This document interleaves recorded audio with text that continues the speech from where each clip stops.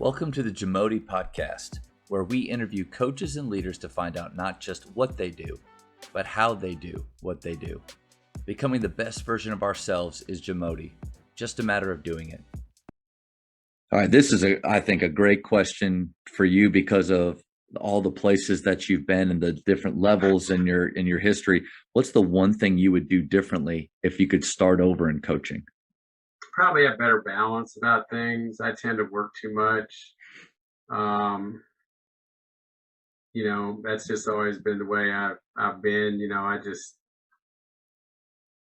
work hard, and I don't want to be outworked by anybody. But I mean, you do have to have balance, and so sometimes I think I could have better balance, but sometimes it's hard. Junior college, it's in the summer right now. I mean, I probably need to be on a vacation, but when you still got signed 4 players, you can't take that time off right now. But and that being said, I mean, I do work long hours, but I mean, I'm in tune with my body, and if I need a break or I need to take Sunday and not do anything at all or whatever, then I know that, and then I will take some time off or go play golf or whatever. But but yeah, maybe a little bit better with that, but no regrets really about anything major.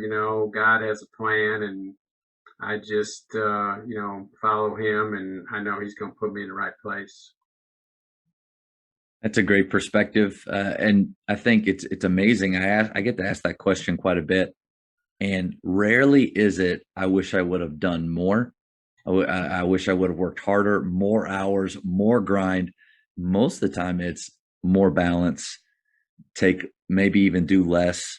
And so how coaches that my age, or I'm 40 now or 39 now, we hear that more balance, but actually doing it, actually like that competitive drive to, like, I think you're right on the money. I don't want to think of other people doing more than me. Like, how do we get that balance right now that you're talking about? Yeah, I mean, it's hard. It really is hard, and but you have to do it. If you have to set time limits on, hey, I'm not going to be in the office after 10 o'clock tonight, or I'm going to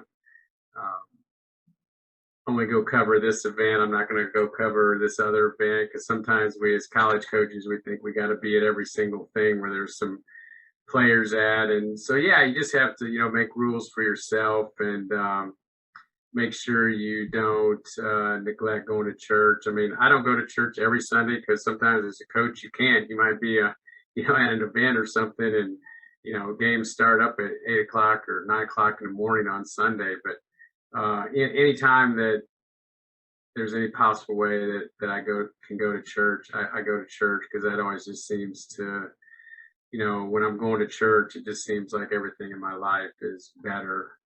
So It's amazing how that happens, right? yeah, it's amazing, and just praying, and staying close to God. But yeah, sometimes we as coaches, we always think that, oh, well, I'll take time off, next week, or once I get this guy signed, then I'll take some time off. But you know what? It's just a vicious circle, and it never seems to get to that point. But so yeah, I'm going to try to take some time off next week, because I do know I need a break. Yeah, you deserve that for sure. I think setting standards, kind of like you said, we want standards for our players. We want them to be organized and have discipline, but then we need to set standards for ourselves, to whether it's with your faith, whether it's just taking time off, doing something that allows you to decompress, allows you to remember your why. Why am I doing this? Well, it's not just for wins, and it's just not just for me. It's to impact and influence those lives. I think anything we can do to remember that is huge. Yes, sir. I get more gratification out of seeing one of my players get married, go to his Yeah. wedding, or seeing him with a great job. And I mean, I just had a guy, Bobby Joshua, who played on our national championship team here, from '05, and I knew he had married a girl from Paris, and I knew he was around. And he actually he had to miss we were inducted into the team was inducted into the Paris Junior College Hall of Fame in 2015, 10 years after, and he was planning on coming. And then his baby got sick, and he ended up losing his baby of the Hall of Fame induction. And so I know that was a really tough thing for him. And the baby was young, I mean, under a year old, but that was just a tragic thing to have happen to him. But and I hadn't seen him in a while, and we talked a few times on the phone, but he came by the office, and man, he looked good. He's doing good. He's got a really good job. He's married. He's got 3 kids, and we just started talking. I mean, and he started crying. He just started crying because it was just all the emotions, of winning a national championship, and him saying to me, like, Coach, I wouldn't be what I am, if it wasn't you, that there you go. Influence on my life. And man, and my daughter happened to be up there at the same time, and she almost started crying herself. So those are the things as a coach that really make you feel good. When things like that happen, know that you've impacted a guy's life in a positive manner. And I feel like the guys that play here for us, that I do have a good influence on them. And just like Bobby said, a lot of times he said, I really didn't understand it all when I was here, the things that you were telling us, Coach, but he goes, I understand them now. And I think, we're all like that.